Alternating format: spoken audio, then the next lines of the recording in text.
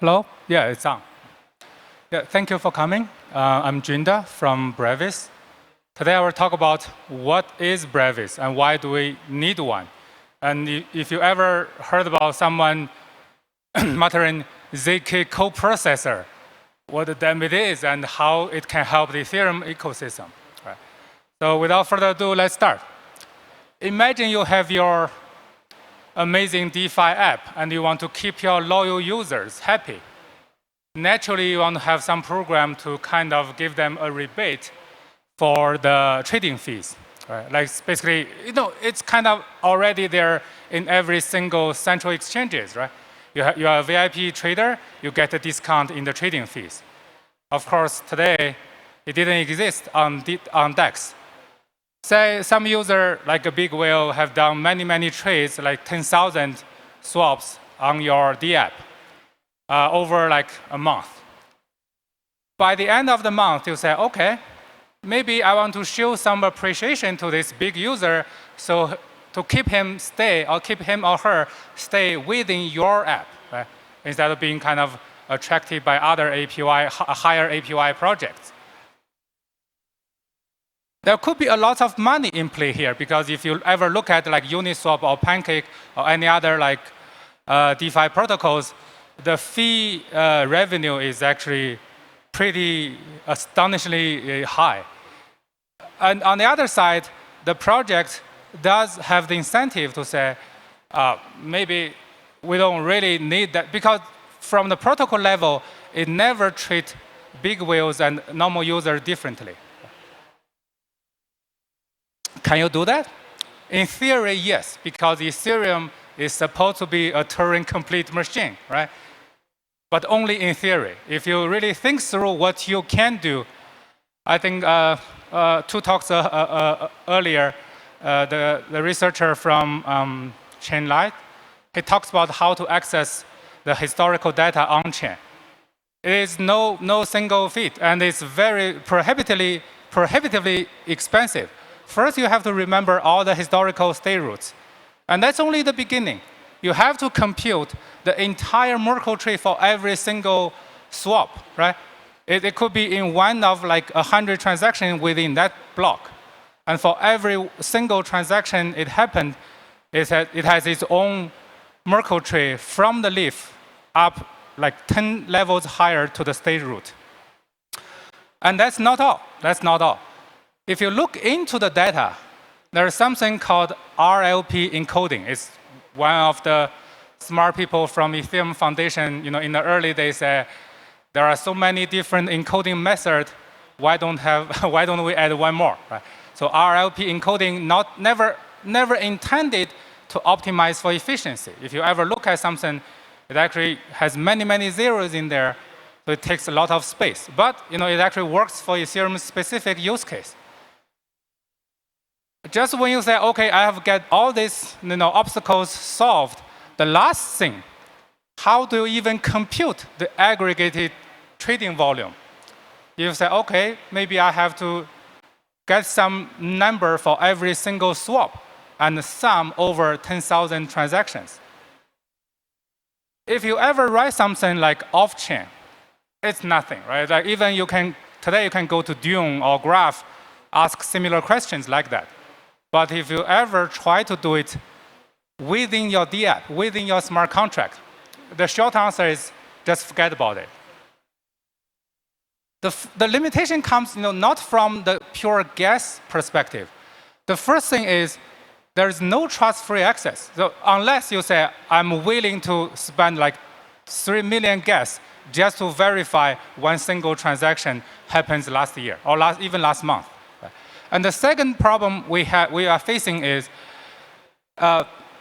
even you say, I get every problem, technical challenges solved, my app works perfectly on Ethereum. What about all the other EVM-compatible chains?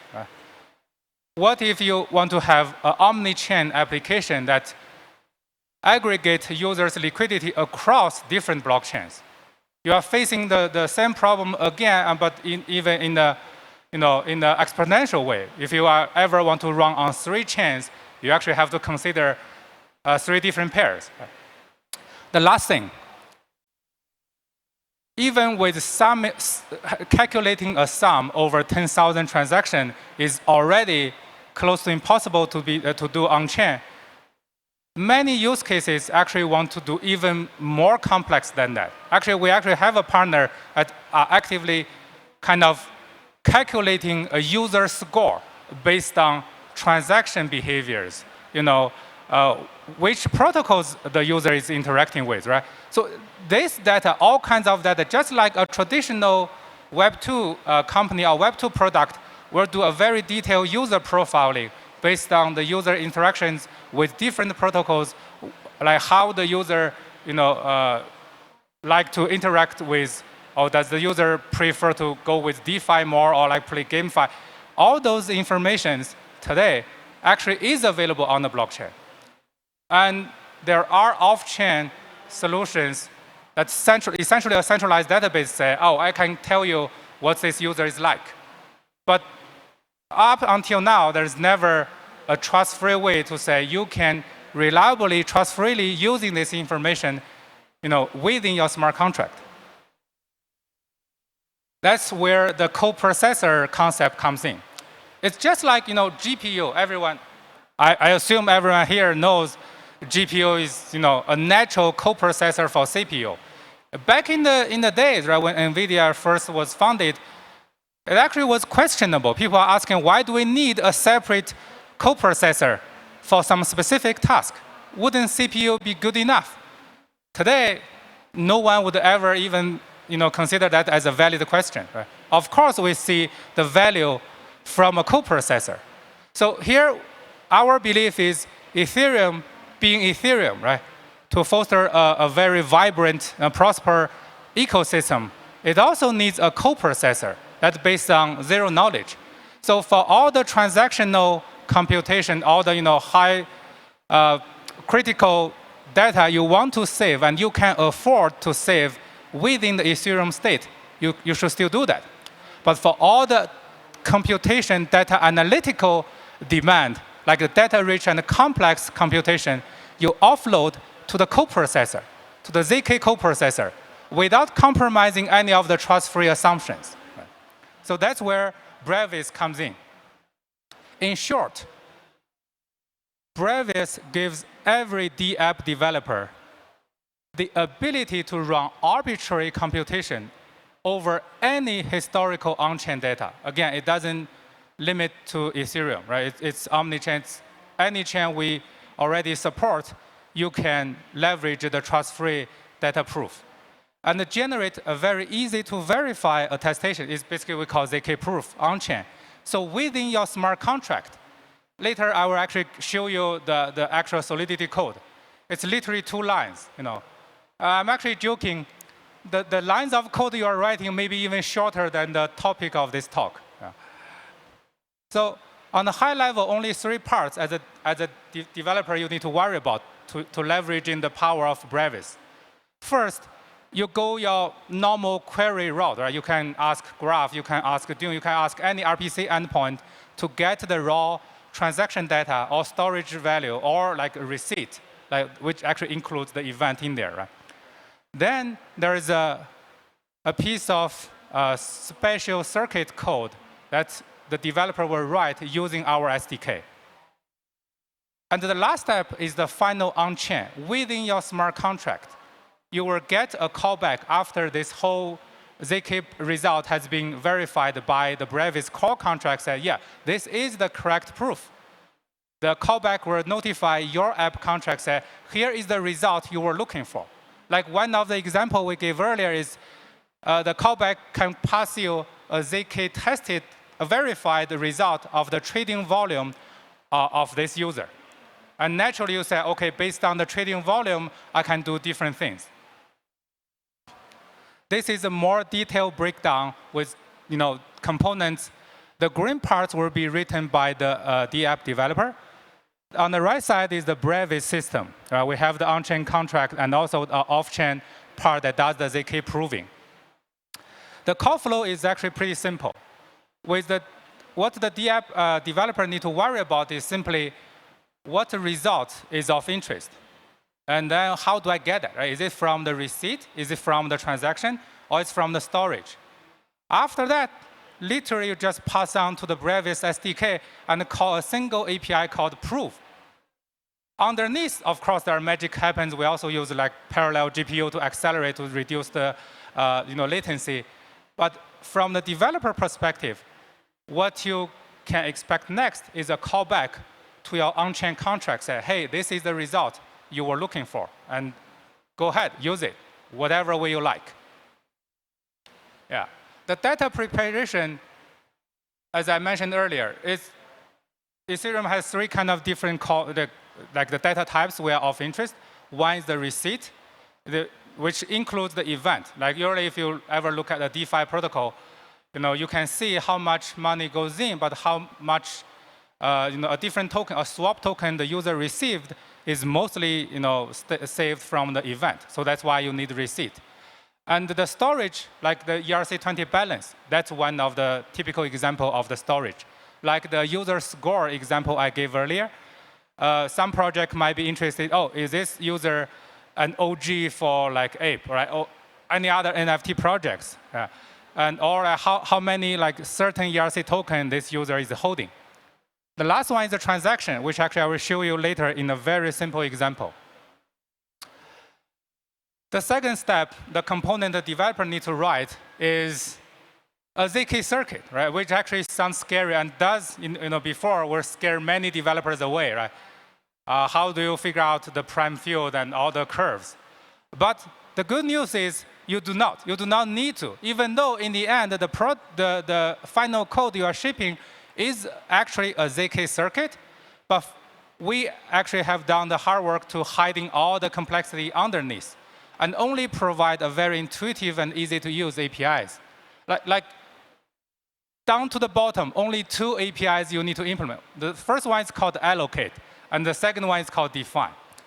Later I will go through a concrete example to show you what should be in this function. But from the high-level takeaways, even for someone who didn't have a cryptography PhD degree, they can write a ZK circuit using Brevis SDK. And remember, we focus heavily on data analytic. So we know that only provide the primitive basic APIs are not enough. So we look at all the partners' requirements. Oh, some are looking at more historical trend. Some are looking at anomaly from the transaction. So it all fits very neatly into this traditional data analyzing pipeline. So that's why we actually provide a data stream APIs that's look very similar to the MapReduce, right? It's basically, you start from the raw data. You kind of have the map to set up the first stage and get intermediate results. And in the final reduce side, in the reduce phase, you get whatever the final actual result you are interested in. Yeah. So on the high level, it's map, reduce, and if I ever do some summary over all the transaction volume, it's simply a sum.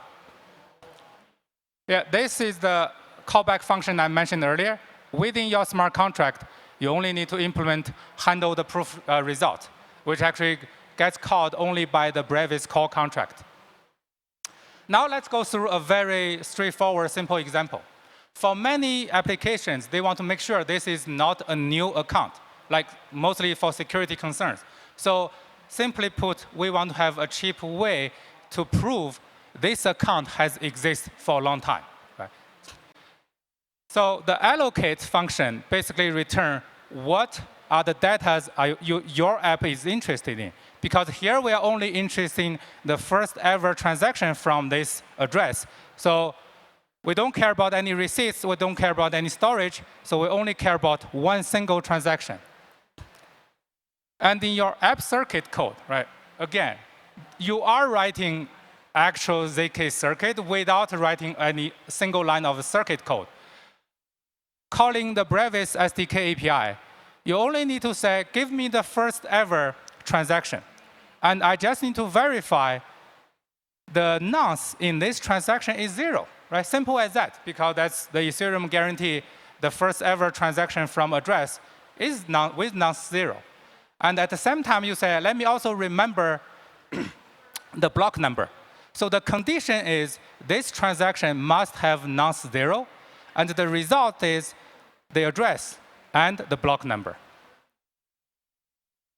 Yeah, after you write your app circuit code, you will call SDK proof, which sends the thing and asks the Brevis backend to do the hard work for you. And in the end, submit the proof on-chain. Within your on-chain smart contract code, you will receive something called circuit output. Remember, we say your result has two parts. One is the address. The other is the block number. So that's why you see the decode output actually return the transaction. Basically, the TX from is the from address and the block number. Now it's up to you to decide what do you want to do with that, right? Maybe you say, oh, if the block number is old enough for this address, I consider it's like an old enough address, lower risk. Yeah. That's pretty much it. I wish I can have more code to show you, but that's just as simple as it. If you want to learn more, scan this QR code. Also, we have very fully detailed document on docs.brevis.network. And also, remember to come into our booth starting from 29th, I think, on the next venue. Right? We'll have, if you ever run into any questions, we also have our engineering team there to help you. OK? That's all for my talk. Thank you.